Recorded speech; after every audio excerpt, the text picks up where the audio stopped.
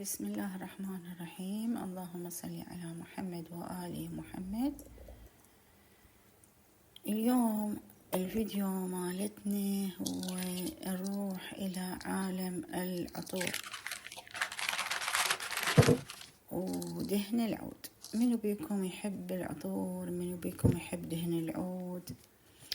هو اكو دهن العود اشكال والوان، بس مو من هذا النوعية الزينة، هذا كله غالي والله. هذه عندي اخذته من العام، رحت للعمرة وجبته من مصنع للعطور بمدينة الطائف.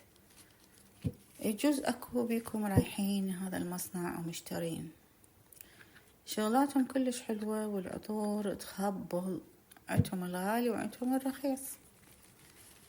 فأني أخذت عطور هواي وهذه دهن العود، وأكو وصوني هواي على دهن العود وهم جبت لهم، وجبت البخور وجبت أشياء حلوة. قلت خلي أنا أصنعها هنا، أسويها بخور. وعندهم المسك وعندهم يعني شغلات يعني ما نعرفها والله، أنا ما أعرفها، بس أنا جبت يعني من عندها لأن أحب هاي السوالف. أحب دهن العود وأحب العطور وأحب البخور. هم أنتو مثلي بنات هالأيام التفاعل والله ما يعجبني، مو زين، بالرغم من أنا أدخل البنات كلهم وأشاهدهم.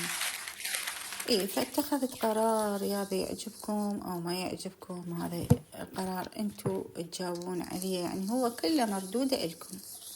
يعني مثلا أنا نشرت فيديو، عبرا هذا الفيديو يجن على الفيديو اللي أنشره بعدين، فهذا حبايبي ما يصير. يعني أنا قاعد أتفاعل وياكم وقاعد يعني دائما والله، يعني بتعليق مشاهدة كاملة. أنا ما أدخل فيديو لو ما أكمل المشاهدة، أقول خطية خلي البنات يستفادن. ولو أني الحمد لله قناتي متفاعلة ووصلت ومنتظرة هسه $70 يخلص إن شاء الله. وأنا حتى هاي القناة والله أنا ناظرتها للفقراء للأيتام، والله ما أخلي بجيبي فلوس، كلهم أوزعهم، ما أخلي ربع بجيبي، الحمد لله والشكر، هم نعمة هاي. فأنتوا كيفكم بعد؟ أنتوا هاي مساهمة منكم، أنتوا يعني مشاركة منكم، يعني إلكم أجر وإلكم ثواب بها. هاي اللي تحب تشاهد مشاهدة كاملة راح تشترك وياي بالأجر والثواب.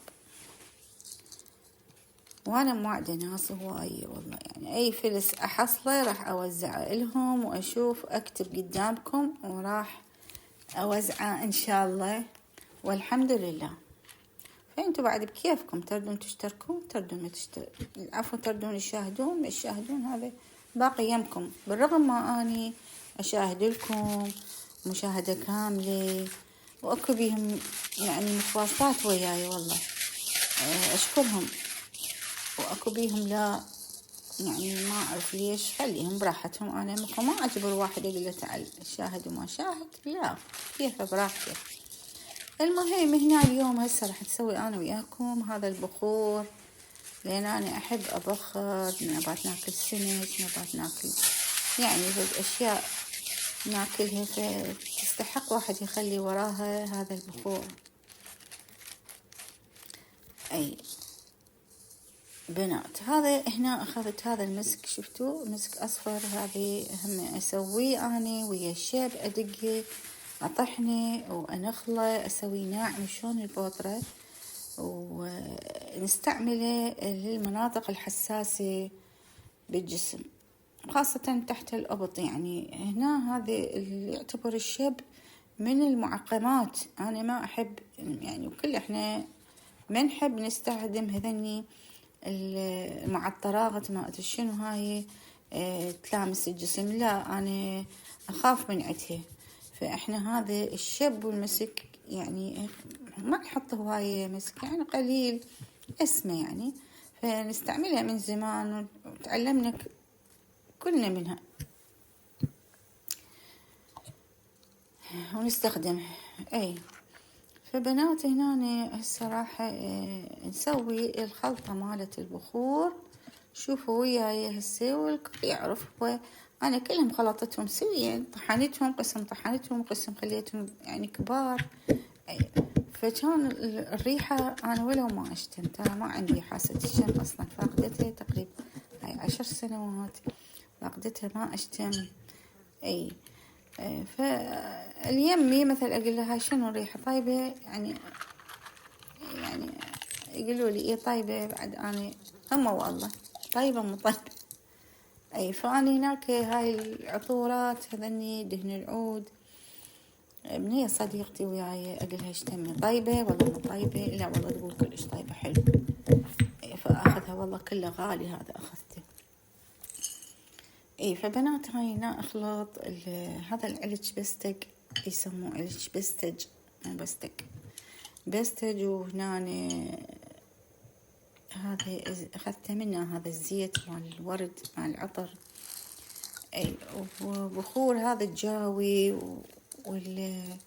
هاي المربعة ما اعرف نسيتها شو اسمه اي هذا الفصوص مالي، هذا كله راح اطحنه، يعني مو طحن لا هيك يبقى.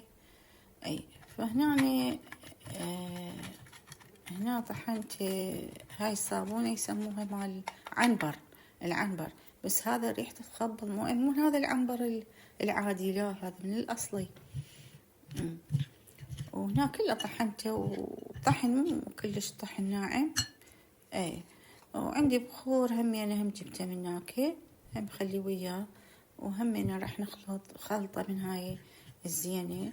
وظل عندي هاي تقريبا سنة، يعني لاش دعوة سنة، يعني ما أدري والله ما حاسبة هذا حسابي. اي فهنا راح أخليهن بعلب ونستخدمهن، والريحة راح تصير طيبة تملي البيت. ويعني شكلكم على العطر، يعني من اللي أنا ما أشتم، فمن اللي يجي هاي شنو الريحة الطيبة، هاي شنو الريحة الطيبة. اي فبقى اللي يجي أنطي شوية، اللي يجي أنطي شوية، خلاص لازم أسوي غيره. اي بنات أنا هم دوختكم شوية بالحكي. اي إن شاء الله عجبكم هذا الفيديو واستمتعتوا به، وشوية تغيير للروتينات اللي احنا نسويها دائما، هم ملينا يعني كله طبخ وكنس ومسح، فشوية هذا تغيير الروتين مالنا حبيت شوية تتفرجون عليها. لهنا بنات وأقولكم شكرا على المشاهدة، وشكرا على كل من دخل قناتي واشترك، وشكرا للجميع، والله وياكم، مع السلامة، في أمان الله.